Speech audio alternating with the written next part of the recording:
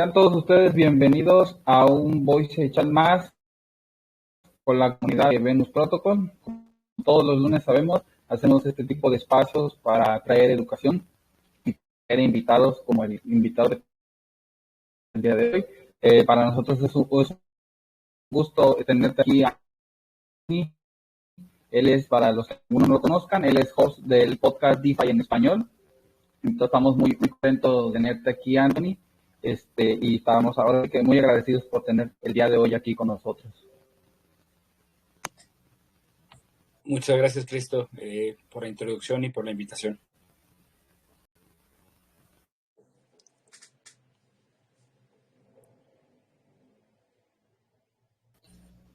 Sí, claro. Antes que nada, pues queríamos empezar, preguntándote, ahora sí que cómo fue que llegaste al ecosistema cripto y a qué te dedicas actualmente.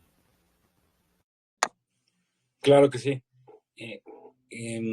Yo llevo un poco más de 7 años, casi cerca de 8 años en cripto. Entré en cripto a finales de 2014 y bueno, como muchos de los que al principio formamos parte de cripto, no fue de inmediato la inmersión a mi vida hacia cripto, sino simplemente como una actividad en paralelo. Tuve una long story short, una muy breve historia.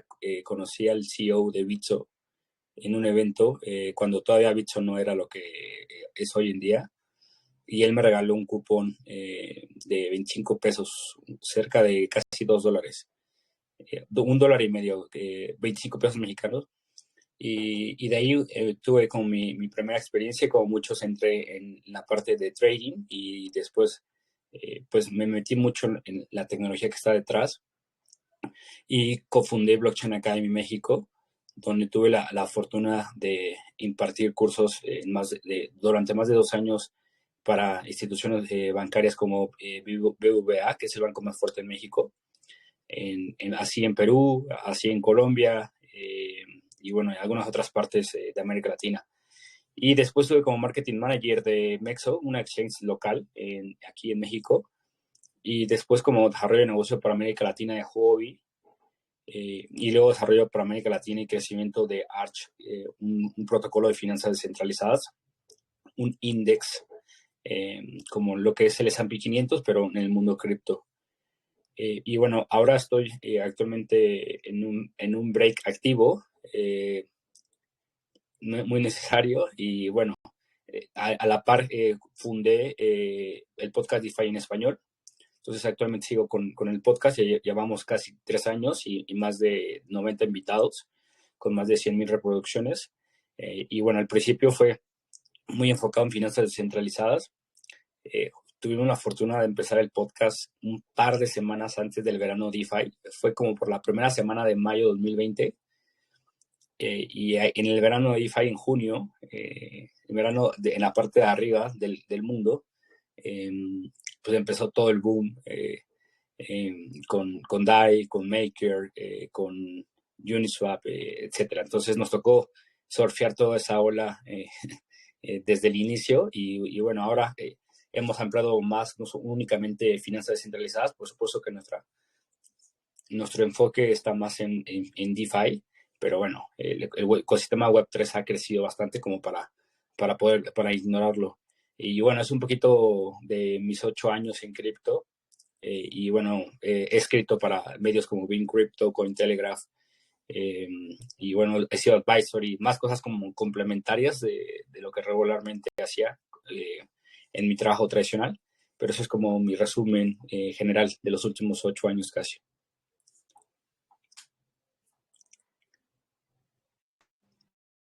Anthony, ahora es que una gran carrera la que has estado realizando en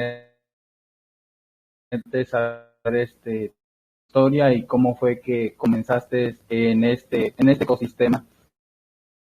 Ahora sí que la pregunta que quería hacerte es para que le cuentes un poquito a nuestra audiencia que apenas está comenzando en esto. ¿Te podrías contar qué son los protocolos de lending y qué problema vienen a resolver en el ecosistema? Es una pregunta que me encanta porque es la pregunta que me atrajo definitivamente a finanzas descentralizadas, porque cuando entendemos el cripto como una mercancía, que regularmente la gente entra como una mercancía, es decir, comprando y vendiendo como un celular o una computadora, en lugar de esta mercancía tecnológica es un activo, una cripto, y en la ciencia más básica del trading es comprar barato y vender caro. Por supuesto que de ahí se desarrolla toda una ideología, herramientas para hacerlo de la mejor forma posible. Eh, Nos limitamos únicamente a entender las cripto a una dependencia de especulativa, ¿no? Y eso es como si aterrizaras, te fueras de viaje y en ese viaje bajas y lo primero que hace alguien cuando va de viaje a otro país que no es el suyo es cambiar la divisa, ¿no? Entonces vas a una casa de cambio. Y cripto hasta 2015 había sido como más o menos eso únicamente. Es como si en el aeropuerto solo existieran casas de cambio, que me estoy refiriendo a estas casas de cambio, los exchanges, ¿no? De compra y venta y, bueno, por supuesto que hay mercados muy sofisticados dentro de estas plataformas. Yo tuve la fortuna, como ya platiqué, de trabajar en dos. Y de ahí es como algo súper interesante, pero que está limitado, ¿no? Y que la economía mundial no se limitó únicamente a la compra-venta de activos o mercancías, instrumentos, etcétera. Se limitó a usar estos activos de una forma, no sé si llamarla más sofisticada, pero una forma distinta o diferente de la especulativa. Pues imagínate que estás en el mismo aeropuerto y imagínate que te vas un mes a, no sé, a la India y el de la India, por algún destino, dice, bueno, vas a estar, ¿cuánto tiempo va a estar? Un mes, ¿no? Y tienes un excedente, por ejemplo, supongamos $100. Entonces, cambias tus, no sé, supongamos $1,000 a esa casa de cambio y esos $100 los dejas en la casa de cambio y la casa de cambio, imagínate que abren un nuevo local al lado de la casa de cambio tradicional a la que iba siempre, me estoy refiriendo a un exchange, y después te dice, oye, si ese mes que vas a estar en la India me dejas estos $100, te voy a dar el 5, 10%, ¿no? Entonces, eso es un poquito como la analogía que uso como para que entendamos que la parte del lending es fundamental en finanzas descentralizadas como lo es fundamental los préstamos y las deudas en la economía tradicional. Por supuesto que hay quien está en contra de todo esto porque cree que se puede crear una burbuja crediticia como hoy en día existe en el mundo financiero tradicional, donde prácticamente todos los países y empresas están endeudadas, ¿no? Eso hablamos acerca del crédito, pero eso permite utilizar las criptomonedas como un activo pensando en el tiempo. Cuando haces trading, obviamente ocupas el tiempo, ¿no? A futuro, esperando ya sea que estés apostando la alza, que tenga un incremento o a la baja que tenga un decremento, ¿no? Es el mismo elemento en finanzas descentralizadas en préstamo, el mismo elemento del tiempo, solamente que el tiempo funciona como un interés compuesto, es decir, que tiene particulares características diferentes, ¿no? Las plataformas, ahí no estás apostándole, no es que ya no le apuestes al precio, porque al final un activo, el precio de un activo que tienes en garantía sí afecta, pero estás apostándole a que el interés compuesto vaya siendo parte del incremento del valor, ¿no? Y en finanzas descentralizadas, en cripto, es distinto, esa es como la parte importante, es distinto y la importancia es fundamental porque es distinto al mundo financiero tradicional, porque en el mundo financiero tradicional ocupamos nuestro historial crediticio, ¿no? Estamos funcionando en un sistema que permite que nuestra garantía sea nuestra integridad dentro de ese sistema. En México se llama un buro de crédito y en otras partes del mundo se debe llamar muy similar. Que ahí le estás apostando que prácticamente si dejas de pagar, pues dejas de formar parte del sistema, ¿no? Y ya no puedes acceder a más crédito. En cripto, no sé si podríamos llegar a asegurar que tenemos herramientas completamente anónimas. Creo que algunas se acercan a un grado muy alto, pero no completamente anónimas, pero este factor de anonimato, por ahorita no hacerlo en términos absolutos, hace que la gente no tenga ese poder o esa necesidad más bien, ¿no? Porque es algo importante no tenerla o no necesitarla más bien. Y por lo tanto se necesitan de activos para dejar como colateral, ¿no? Entonces, termino esta respuesta con una última analogía Imagínense que van a una casa de empeño, que es como se llama aquí en México, que imagino que en donde están igual. Es una casa donde depositas una garantía o un colateral. Imagínate que tienes un Mercedes y ese Mercedes cuesta, no sé, supongamos que $50,000. Y entonces, en esa casa de empeño no te van a dar los $50,000, te van a dar, tú vas a dejar ese como colateral y te van a dar a lo mejor, no sé, 10,000 o 15,000 dólares.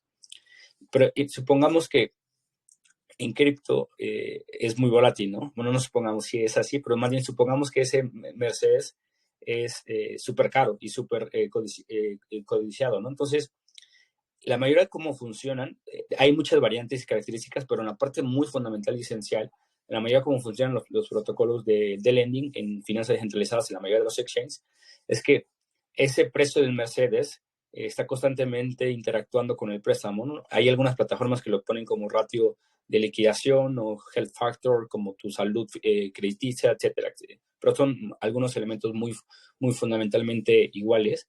Imagínate que el de la casa de cambio todos los días en la mañana se para y dice, vamos a ver en cuánto está el Mercedes, ¿no?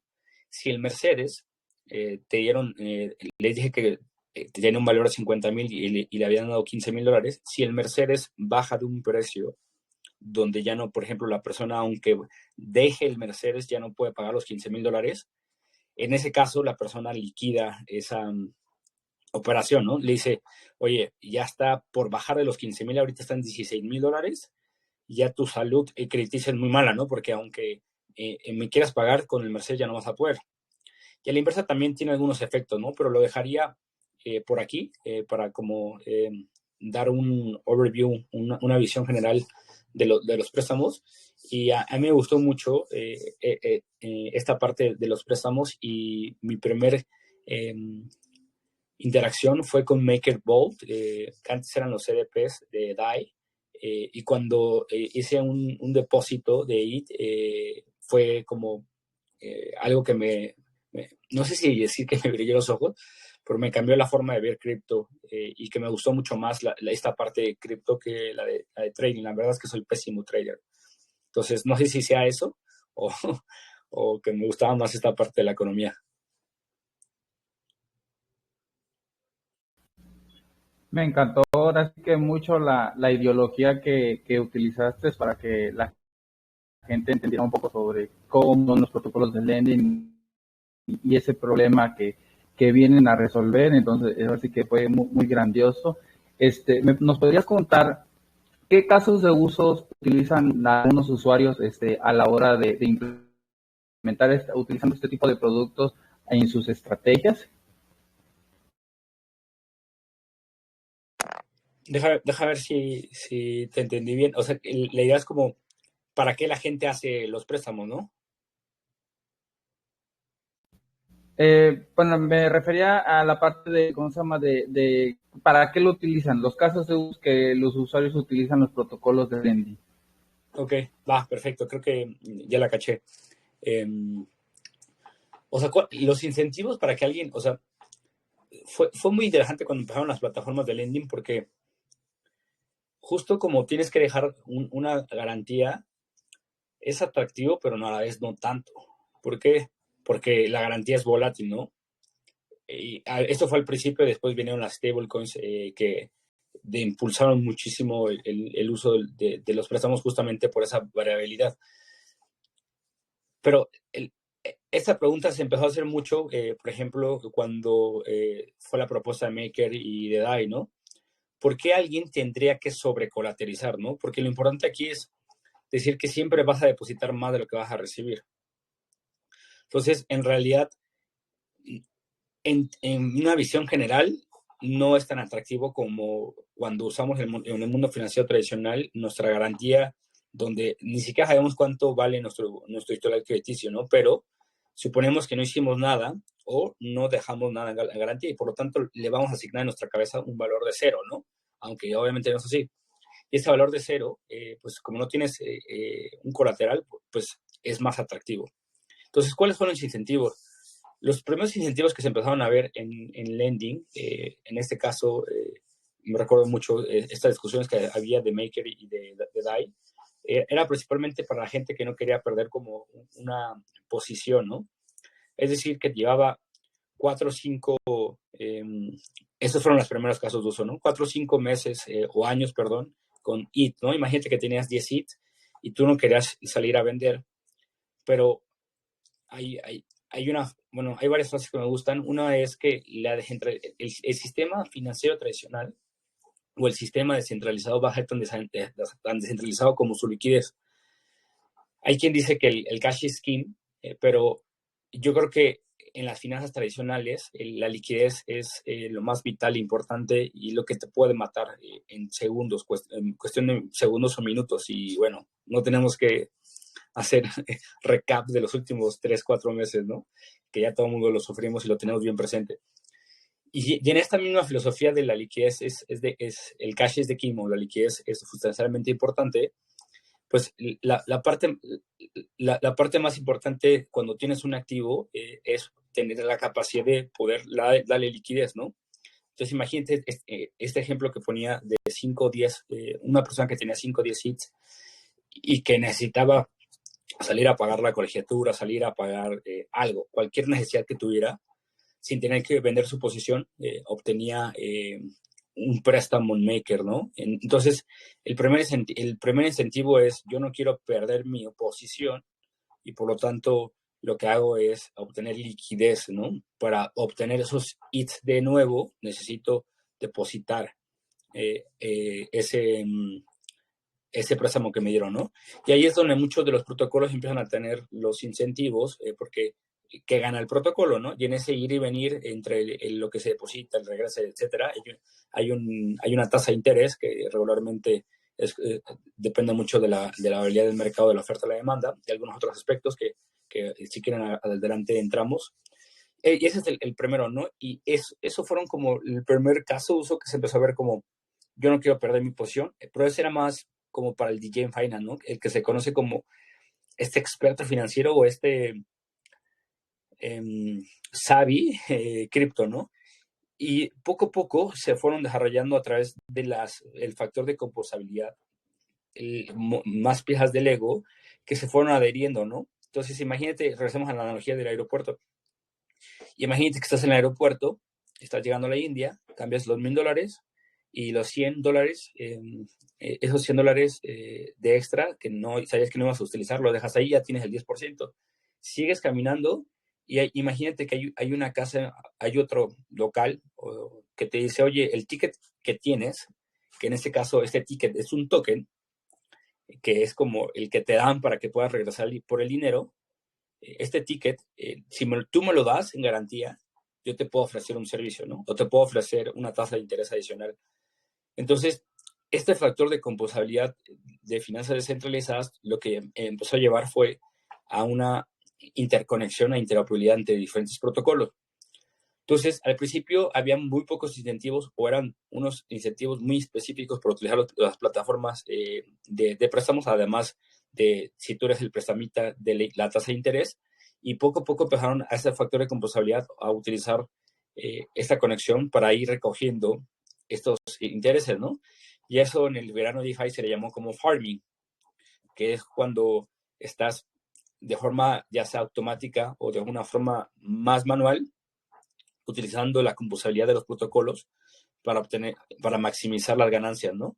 Y ahí fue también cuando en el verano DeFi, Year Finance, en su segunda propuesta, automatiza esa interacción entre los smart contracts, entre los protocolos, y te dice, tú lo único que necesitas hacer es apostarle a una estrategia, y esa estrategia te puede dar grandes beneficios por la composabilidad. Pero también hay que decir que esa composabilidad juega en beneficio y en contra. ¿Por qué? Porque así como vas obteniendo de la composabilidad de un protocolo y de otro beneficios, puedes obtener riesgos, ¿no? Que se van sumando de un protocolo con el siguiente, etcétera. Entonces, esa parte es arriesgada y creo que los incentivos ya son diversos para la parte de préstamos, para simplemente obtener una tasa de interés, para no perder tu posición, o para ocuparla en otras plataformas, el token que te dan como voucher, como ticket. Y bueno, esas son estrategias que cada quien ha ido desarrollando como para poder ofrecer diferentes servicios. Por ejemplo, Coinbase en los últimos 3 meses ha tenido una estrategia de liquidez en la parte de staking importante, porque es uno de los principales, me parece que es el segundo que tiene más nodos de ETH, y que por lo tanto está haciendo una estrategia de liquidez donde está los tokens que están, por ejemplo, el token de Lido, se puede operar en los order books de Coinbase, los de Rocket Pool, diferentes plataformas, y entonces ahí ya está muy separado el incentivo que había en un inicio, que es simplemente la tasa de interés, a estos protocolos que no específicamente lending, pero bueno, lo que quiero es como decir que pueden ir mucho más sofisticado como tú quieras como usuario, ¿no? Puedes ocupar 2, 3 estrategias para diferentes objetivos, pero en la parte esencial, simplemente para obtener un beneficio de prestar dinero, ¿no? Es como si le prestaras dinero a un amigo o a un cercano, obtienes únicamente una tasa de interés.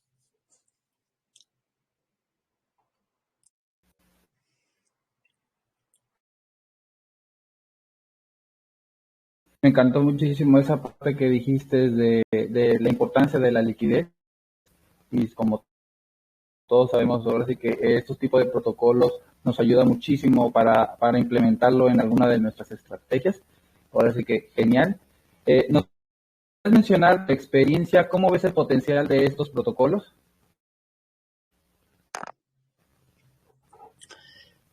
Creo que un potencial, si se logra integrar a los rieles financieros que tenemos en la gran parte de los países, como México, por ejemplo, que es uno de los principales países fintech, que falta mucho por hacer, pero ha habido avances importantes. Se puede catapultar el impacto, ¿no? En México hay una tarjeta que se llama Dollar App, que tiene como pack el USDC.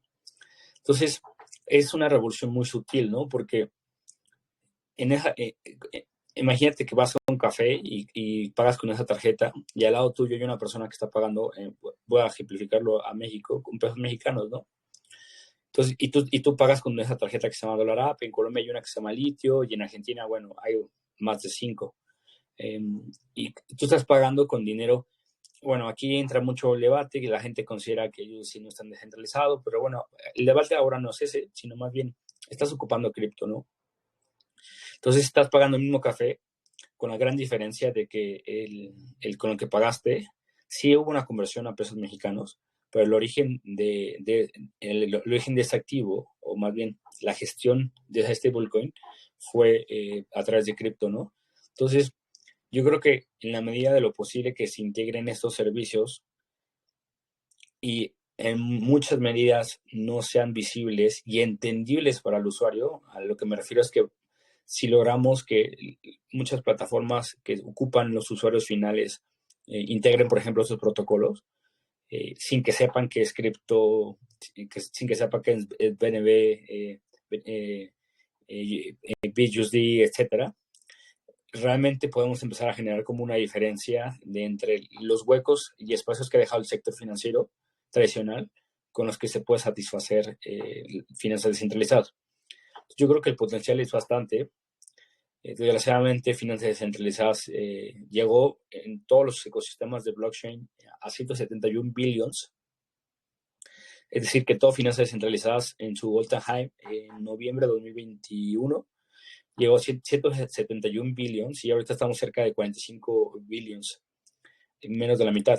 Y obviamente finanzas descentralizadas está bastante golpeado por la especulación de los mercados cripto, y más porque, como lo decía, estos efectos de la composabilidad hace que si se liquida una cosa, se liquida otra, y así sucesivamente como piezas de dominó, y ya vimos ese impacto que vino desde Luna a 3AC, y luego de 3AC a FTX, y luego de FTX a Digital Group Currency, próximamente Genesis. Y entonces, eso es una gran ventaja de composabilidad, pero también es un gran riesgo que lo estamos viviendo hoy en día. Entonces, finanzas descentralizadas para mí va a seguir como en muchos desafíos importantes, tanto del mercado como de la experiencia de usuario, en cómo el usuario obtiene el beneficio de un APY del 15 al 20% sin tener que conectar una wallet, como lo hacemos con llave pública y privada, con conectar el RPC para conectar la vaina al BNB Chain, y hacer todo lo que hacemos, ¿no? Entonces, lo veo como algo súper interesante, pero creo que nos falta mucho para llegar a un punto de masificación.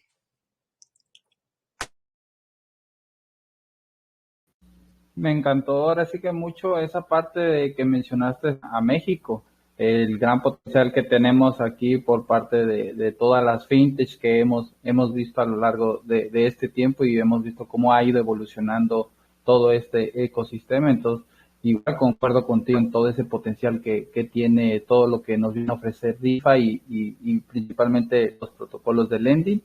Me gustaría saber qué aspectos tú consideras a la hora de investigar sobre un proyecto.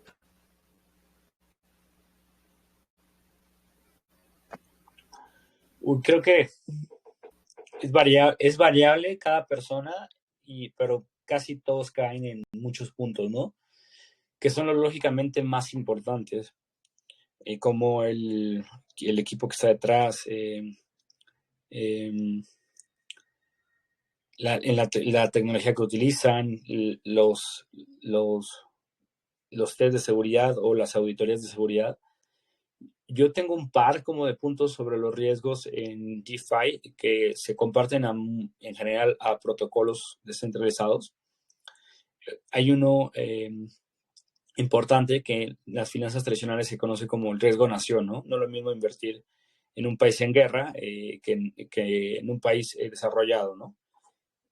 ¿Por qué? Porque el contexto geopolítico, político, económico y social puede impactar en tus inversiones. Y en esa analogía yo le llamo como el riesgo blockchain, ¿no? No, no es lo mismo, por ahí hay algunas redes que han tenido muchos problemas o que simplemente aparecieron muy recientemente y desaparecieron. No es lo mismo invertir en un país que se acaba de declarar como país independiente, que no estoy diciendo que esté mal, sino que la posibilidad, o más bien es tan reciente la historia independiente que no tienes capacidad de poder discernir la estabilidad a futuro, ¿no? Puede que tenga una estabilidad increíble en los siguientes 100 años, o puede que los primeros años de la república de este país eh, sea de mucho conflicto interno, ¿no? Y a eso me refiero, o sea, no es lo mismo invertir en una red que lleva más de 5 o 6 años que en una red que acaba de salir la semana pasada. Y eso, en lugar de riesgo nación, yo le llamo como el riesgo blockchain, porque todos los protocolos conviven en una tecnología. Entonces, estás invirtiendo al final en la estabilidad de la tecnología. Por supuesto, también está luego el riesgo de smart contract, que cuando inviertes en un protocolo, no tienes el riesgo de una exchange centralizada de que uno o más personas puedan controlar y gestionar tus propios activos, pero sí o sea, ese es algún riesgo que no tienes en un protocolo centralizado. Lo que sí tienes como riesgo es que la persona que creó el código eh, lo haya creado muy bien, pero alguien haya encontrado una vulnerabilidad, ¿no? Y la historia nos ha demostrado que a pesar de que haya muchas auditorías, siempre existe esa posibilidad o esa probabilidad de que haya un hack o un bug dentro del smart contract. El tercer riesgo que yo veo regularmente es este riesgo como divisa, ¿no? Que como se le conocen en las finanzas tradicionales, que es no lo mismo que entrar a un mercado de acciones por vía el dólar, porque estás entrando con la fortaleza de una moneda como el dólar, a un país que está en guerra eh, con su bolsa, con ciertos conflictos, porque entras por su moneda, ¿no? Y esto es lo mismo acá, ¿no? Todas las blockchains tienen como incentivo una moneda para que los nodos o las redes o como esté configurado puedan funcionar y por lo tanto se necesita entrar por esa moneda, ¿no? En este caso estamos hablando de BNB, por ejemplo, o BUSD, ¿no? Entonces, ese riesgo divisa es importante porque, o sea, va aunado al pasado, ¿no? Al primero, el de tecnología. El blockchain no es lo mismo invertir a una nueva tecnología y a una nueva moneda con la que funciona dentro de ahí, ¿no? Si, por ejemplo, FTT hubiera sacado su propia red, ahorita toda esa red hubiese tenido un impacto de la caída de FTT. O, como vimos en Terra y en Luna, el impacto de Terra se llevó todo el protocolo, ¿no? Ese es el riesgo divisa. Entonces, va muy relacionado y es muy similar al riesgo de la tecnología.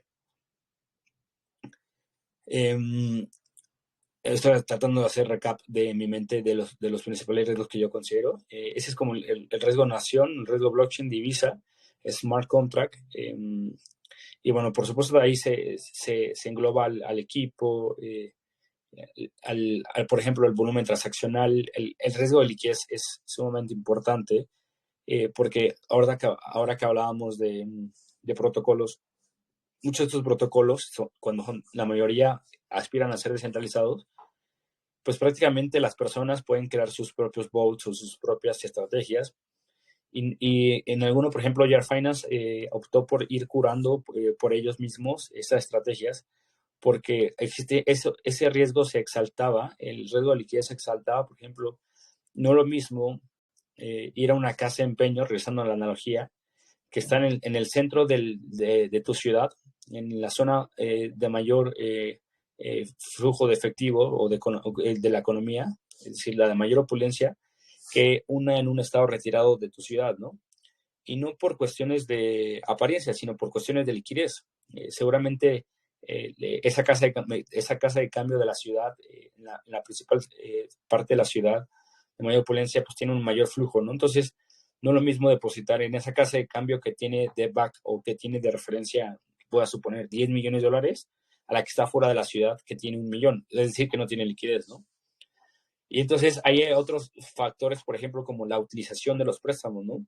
No es lo mismo que la casa de empeño donde vaya no tengan más activos en garantía y que yo el Mercedes que estoy dejando sea el único Mercedes, o que ocupan todo el Mercedes y lo invierten en otro lugar. Es decir, la utilización, ¿no? O sea, ¿cuánto en este puede agregar un concepto pool o en este espacio donde están conviviendo este monto de dinero se utiliza, ¿no? En algunos protocolos llaman el ratio de utilización. Entonces, a mayor utilización, pues, va a haber menor liquidez y por lo tanto va a ser difícil, ¿no? Llevar a cabo algunas liquidaciones cuando baje el precio del mercado de una forma mucho más drástica. Y bueno, eso es simplemente por dar algunos riesgos que yo recomiendo, yo veo, o más bien yo trato de asimilar. Y por el otro lado, pues o sea, yo únicamente agregaría que todos los seres humanos, todos absolutamente tenemos sesgos cognitivos. Los sesgos cognitivos sirven y funcionan para optimizar nuestros recursos, que en este caso es el tiempo y la energía. Entonces, algo muy natural del ser humano es caer en muchos sesgos porque es la forma en la que nuestro cerebro optimiza, ¿no? Y decide no tomar decisiones o toma decisiones para no tomar más decisiones. Es decir, pasar de alto muchas cosas, ¿no? Como por ejemplo, esta falacia o cuando ves un APY gigante de 200%, como persona sabes que es muy probable que sea mentira, pero la codicia es mucho más grande que ese sesgo de confirmación, o más bien que esa información que estás recibiendo diciendo, no existe algo en el mundo que sea así, ¿no? Y si sí, ¿cuánto tiempo va a durar, no? Entonces, aunado a esos riesgos, trato regularmente como de estar consciente porque creo que no se reducen los sesgos y como decías, es una forma de optimización del cerebro cognitivamente, pero al menos trato de estar como consciente de los principales, ¿no? Sesgos cognitivos. Entonces creo que esos sesgos cognitivos también juegan en contra nuestra, sin que haya un bug en el smart contract, sin que haya un rug pull, etcétera. Entonces, son como las cosas que regularmente comparto sobre antes de invertir, más bien antes de interactuar con un protocolo.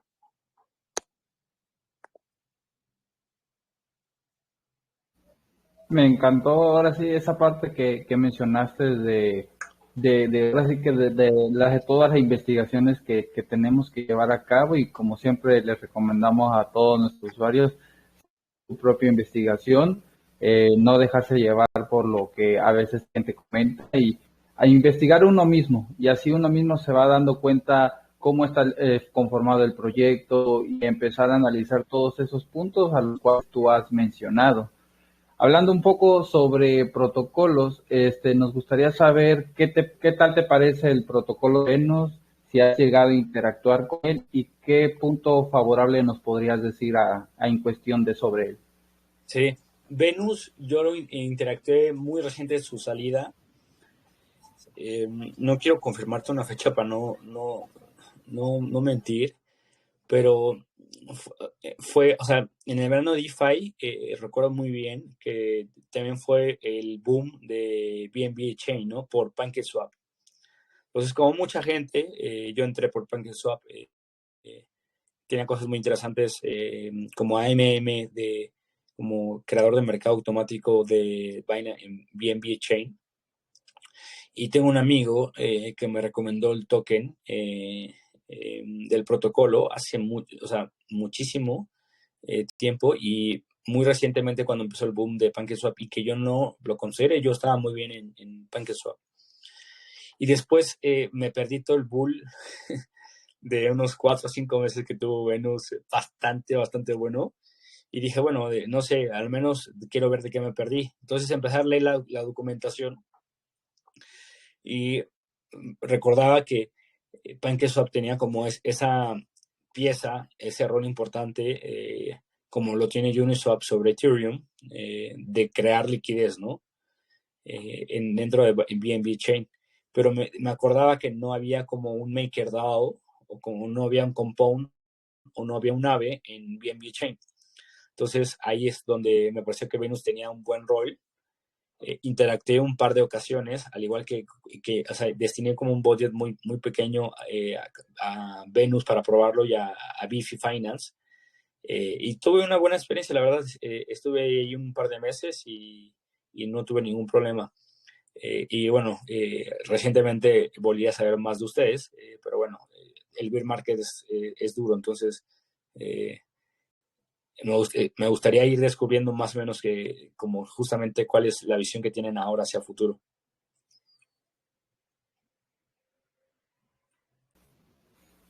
Sí, claro, ahora sí que como hemos visto en este Bitmarket nos ha ayudado muchísimo en esa cuestión de poder darnos ese tiempo de investigar un poco más sobre los proyectos y pues ahora sí que te invitamos a que sigas continuando aquí con nosotros para que te vayas enterando un poco más de todas las nuevas propuestas que tiene Venus y que viene a ofrecerles a los usuarios. Y hablando un poco sobre el tema de México, ¿cómo ves el ecosistema blockchain aquí en México? ¿Cuáles tú crees que son sus desafíos y oportunidades? Ok, claro, me encanta. Eh, México se me hace como un gigante dormido en cripto, porque creo mucho que toda esa infraestructura tecnológica que hay en FinTech, si se pudiera conectar a finanzas descentralizadas, podríamos llegar a ser una gran potencia de finanzas descentralizadas. Existen más de 600 startups FinTechs en México. Y bueno, ahora el bear market también de la economía tradicional ha llevado a que muchas han cerrado o ha habido muy grandes despidos. Es decir, que no estamos ahorita en el punto álgido del FinTech, pero creo que esa infraestructura que hemos construido en los últimos 10 años, bueno, que han construido los emprendedores de FinTech, podría habilitar a avanzar muchísimo en finanzas descentralizadas. Eso por un lado. Y creo que por el otro lado, algo bueno que tenemos que no es tan bueno para cripto es que tenemos una moneda sólida que se ha ido apreciando incluso. Ha sido la segunda moneda que se ha apreciado más después del rublo eh, contra el dólar. Entonces, eso lo que hace es que no haya como un apetito de productos financieros como stablecoins.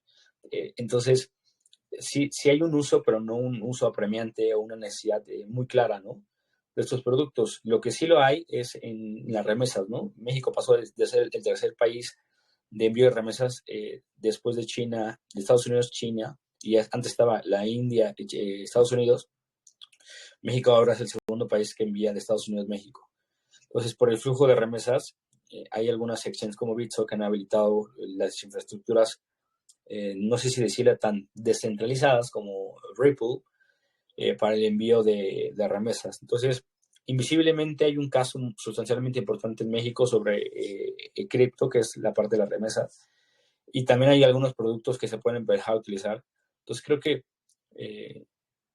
factores como estos y como la ley FinTech han hecho que sea medio confusa esa visión de si México sí puede ser una potencia cripto o no. Creo que sí hay un uso importante, no es el que desearíamos que hubiera, pero tampoco es el que está México listo para eso, ¿no? Y no solamente México, sino otras partes de América Latina. Entonces, yo así lo llamaría como México el gigante dormido de DeFi, que justamente no ha despertado.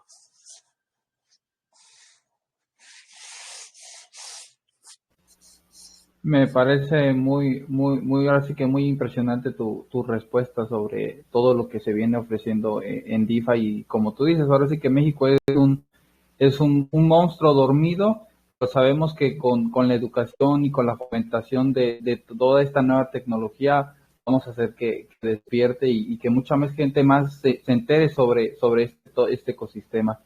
Y hablando un poco acerca sobre tu rol en el podcast DeFi en español, ¿nos podías contar cuál crees que es la clave del éxito y qué planes tienes para el futuro? Claro. Yo creo que DeFi es uno de los podcasts más escuchados, cripto, pero no sé si estemos cerca del éxito eh, o del que quisiéramos, ¿no? Eh, Más bien, lo voy a hacer como en retrospectiva a esa pregunta. Lo que nosotros vimos es que había una necesidad fuerte de cerrar la brecha entre el contenido de alta calidad que había en inglés al contenido de muy baja calidad que había en español. Hace 3 años, ¿no? Se ha ido reduciendo afortunadamente por grandes comunidades, grandes referentes, grandes academias, grandes espacios, pero sigue siendo todavía más amplia, ¿no? La calidad de información en la que accede alguien en inglés es muy distinta a la de español. Esa fue como la primera necesidad que vimos. Y la segunda, en un inicio fue como tratar de entender cripto de otra forma, ¿no?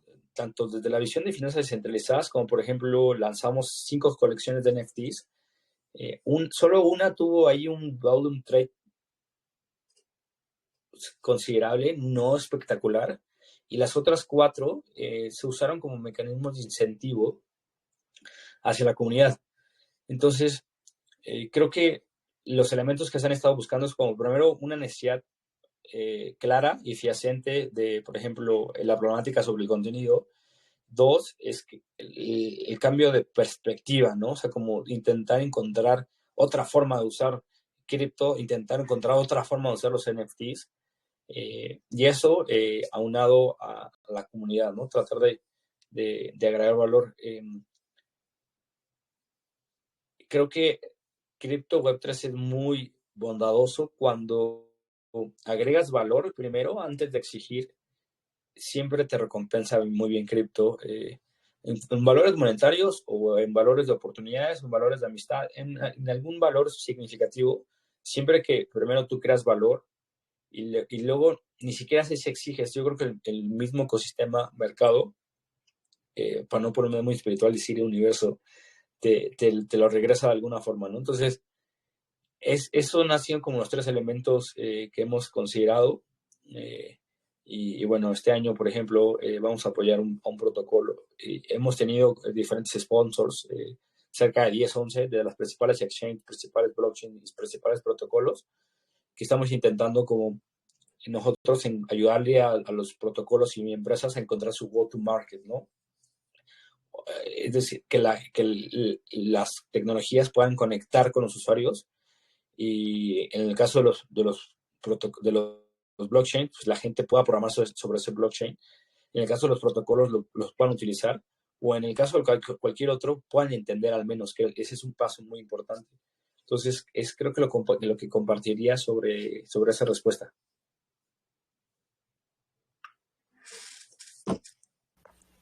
Me encantó ahora sí que mucho tu respuesta y de igual forma me encanta todo ese tipo de espacios en los de la gente se va enterando más sobre el ecosistema cripto, sobre DeFi y todo ese tipo de esa comunicación, porque como tú bien lo mencionas, hay a veces muy pocas personas que no entienden el inglés o no saben inglés, entonces este tipo de iniciativas y de proyectos son fenomenales para que la gente vaya entendiendo desde su propio idioma todo esto lo que nos viene a ofrecer el ecosistema DeFi. Entonces, así como tú lo haces, también nosotros aquí en la comunidad de Venus Protocol, parte de nuestra labor y de nuestra labor como embajadores es fomentar la educación hacia esos nuevos usuarios. Y ahora un poco en general, ¿cuáles son las perspectivas acerca del ecosistema DeFi para este año 2023? ¿Cuál crees que serían las tendencias y casos de desarrollo más destacados? Ok, creo que estamos en un momento duro, pero importante. En este ciclo, en este boom del ciclo de Gartner, de esa consultora famosa sobre innovación, creo que muchos, o sea, primero, bueno, estamos en un ciclo donde pasamos de la ilusión a la desilusión, ¿no? Tanto interna como externa, principalmente externa y en gran parte interna, es decir, la gente que está en cripto. Hay gente que decidió salir, o hay gente que ya no está tan convencida, o hay gente que simplemente está desconectada y esperando.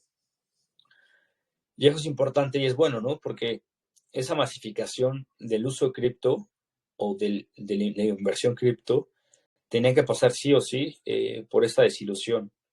Y esta desilusión es buena, ¿por qué? Pues porque es un paso antes de realmente saber si, o sea, puede que sí, puede que no. O sea, yo llevo en esto 8 años y podría llegar a tener el sesgo de costos hundidos. Es decir, ya llevo 8 años metido en esto, o sea, sí o sí tiene que funcionar, ¿no? Pero en realidad no hay algo que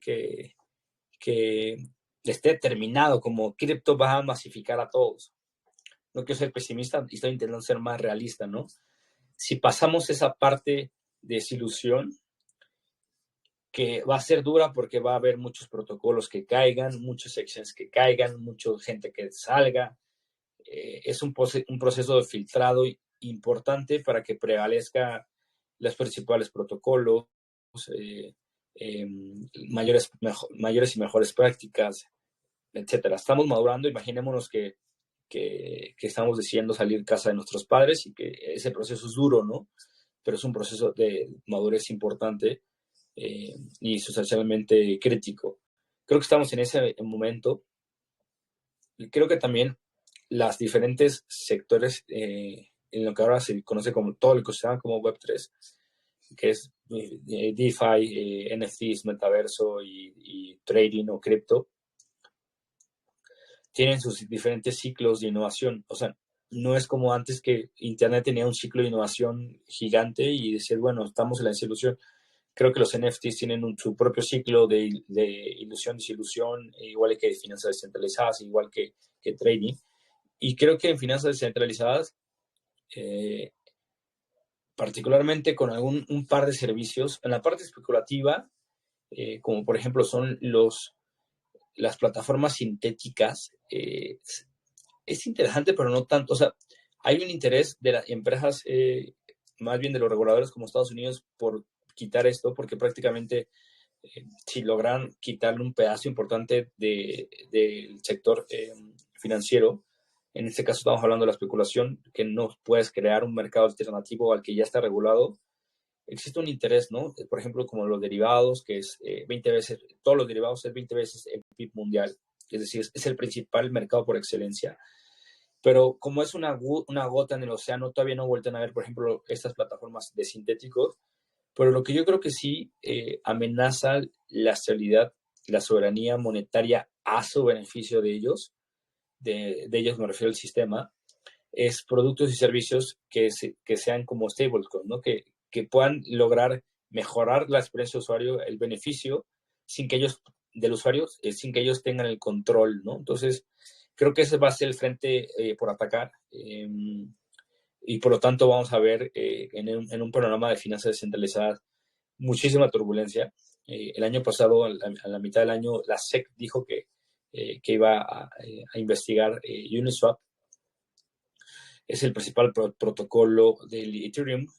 Entonces, hay una liquidez importante.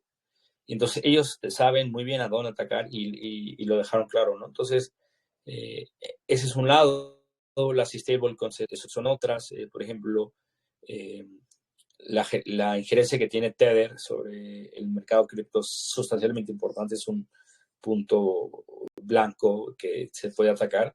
Que lo voy a resumir, que falta mucha turbulencia. El año pasado vimos mucha inversión de marketing hacia el sector o en queriendo empujar el concepto de market de cripto muy mainstream, es decir, la gente que no sabe nada de cripto en estadios en Fórmula 1, y eso lo que conllevó esa gente que tuvo una primera experiencia que no fue tan buena con las caídas, y por lo tanto tienes una fuerza que te está empujando en contra, que es la regulación. Por el otro tienes la gente que entró y que tuvo malas experiencias, y por el otro lado tienes la complejidad cripto que tiene experiencias de usuarios muy complejas, muy sofisticadas, productos muy sofisticados, conceptos muy complejos, muy difícil de entrar, ¿no? Barreras de entrada muy altas y curvas de aprendizaje muy alto. Entonces, eso hace una mezcla perfecta. Aunado hay nuevas tendencias, ¿no? Como la inteligencia artificial, que la gente está más emocionada hoy en día por un chat, que me parece increíble lo que hace el chat, que lo que está en cripto, ¿no? Entonces, esos cuatro elementos, poniéndolo como mezcla la desilusión y el bull market, pues vas a llevar una temporada difícil, dura, que termino diciendo que si la logramos pasar, no van a ser los mejores años. Yo creo que los crecimientos de 40% en 32% en un día, APYs de 200% se terminaron, porque también se terminó las tasas de interés bajas. Entonces, vamos a ver un mercado mucho más tranquilo, más maduro, pero eso al final va a haber más solidez.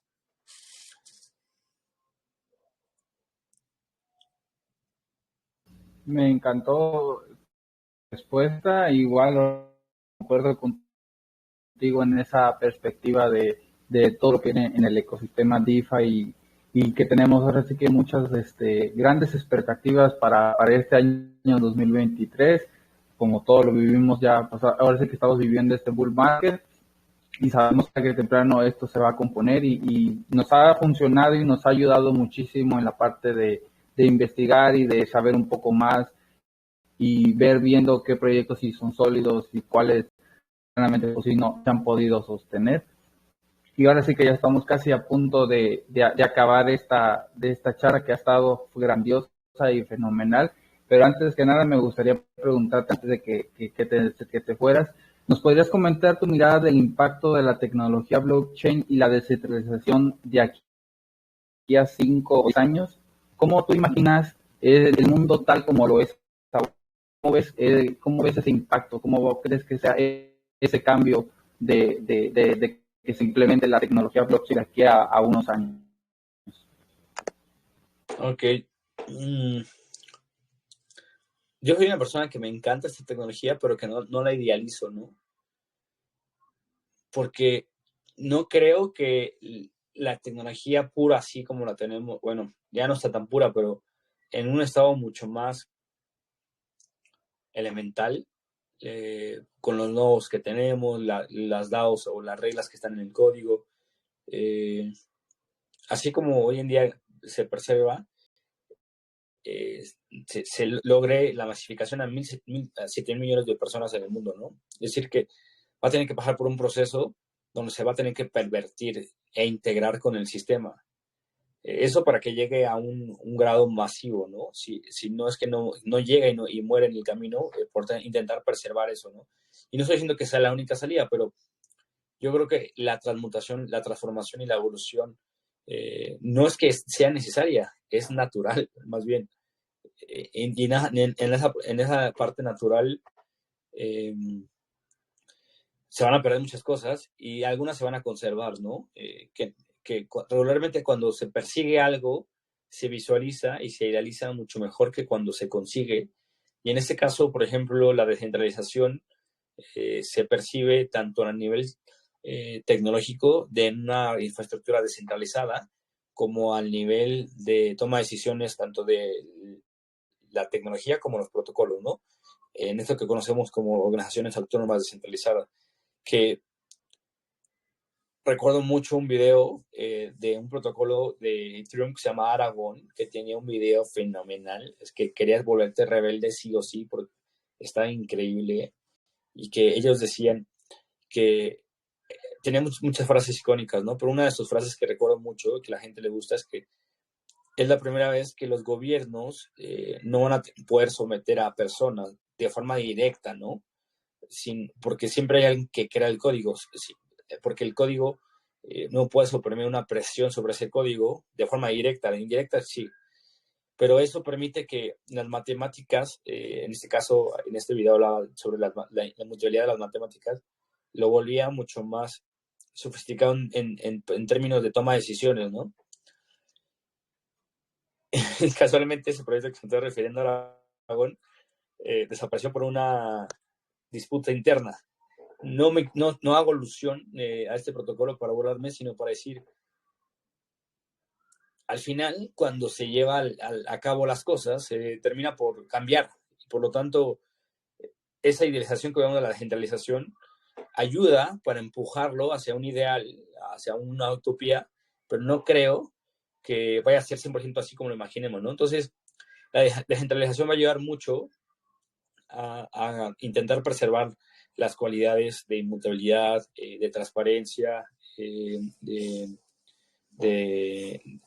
todos esos registros de gobernabilidad, de creación de activos sin depender de un tercero, de todo lo que vemos en Web3, pero que vamos a tener que pasar por varias pruebas y desgraciadamente no va a ser como nos encante. Entonces, lo veo como positivo, como positivamente realista en los siguientes 5 años. Pero sin duda es un espacio súper emocionante en el que hay que estar en la vida y la inteligencia artificial yo creo que está tomando mucha relevancia y está muy de moda y creo que es uno muy bueno, pero Web3 es uno de los espacios más interesantes para la gente que quiera tener como un impacto social, económico, financiero, en su propia vida y en la vida de los demás. Entonces, es uno de los mejores lugares para estar creando un impacto. No sé si positivo, regularmente positivo o medianamente positivo, pero un impacto de relevancia.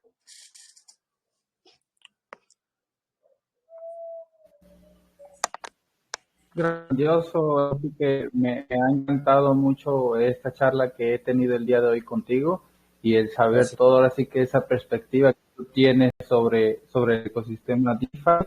Y pues antes de despedirnos, quería que le dieras algunas palabras a la comunidad que le quisiera recomendar. Perfecto, muchas gracias, Cristo. Gracias que se quedaron hasta acá 1 hora. Sé que competir con la atención es súper difícil. Estamos compitiendo contra el TikTok. En esta hora competimos contra su Instagram, contra sus pendientes, contra su sueño, contra todo. Qué bueno que se quedaron hasta acá. Voy a seguir por acá en la comunidad. Qué bueno regresar con ustedes. Como les comentaba, ya había varios años atrás conocido de ustedes, de Venus, y qué bueno que están por acá. Si quieren seguirme, estoy en Twitter como Anthony Surfer MX, @Anthony Surfer MX, o pueden buscar en DeFi en español o en _DeFi o DeFi en español, o que sería en _DeFi. Y ahí pueden ver algunas cosas que vamos a lanzar este año y bueno, o pueden buscarnos en Spotify o en su plataforma de podcast como DeFi en español y ahí echarse alguna episodio y bueno, sería bueno ahí tenerlos en algún episodio para que nos platiquen de Venus. Sí, sí, claro que sí, así que para nosotros sería un gusto estar ahí en tu podcast hablando un poco más sobre Venus y que la gente entienda un poco más sobre el ecosistema y sobre lo que viene a ofrecer Venus Protocol. De antenada te agradezco mucho el tiempo que nos diste, y pues nada, ahora sí que agradecerte y seguirte invitando a que estés aquí presente en la comunidad de Venus Protocol. Igual forma invitamos a nuestra comunidad a que no se pierdan todos los días lunes los voice chat que realizamos, y de igual forma los jueves estamos teniendo una community call donde les enseñamos a los usuarios sobre algunas cuestiones y algunos temas que les llama de interés. Ahí mismo también los estamos invitando, así que también te invitamos a ti, Anthony, que estés pendiente y ahora sí que gracias por todo el apoyo que nos diste el día de hoy. Perfecto. Gracias, Cristo, a Ricardo por la invitación. Un abrazo fuerte. Que estén muy bien.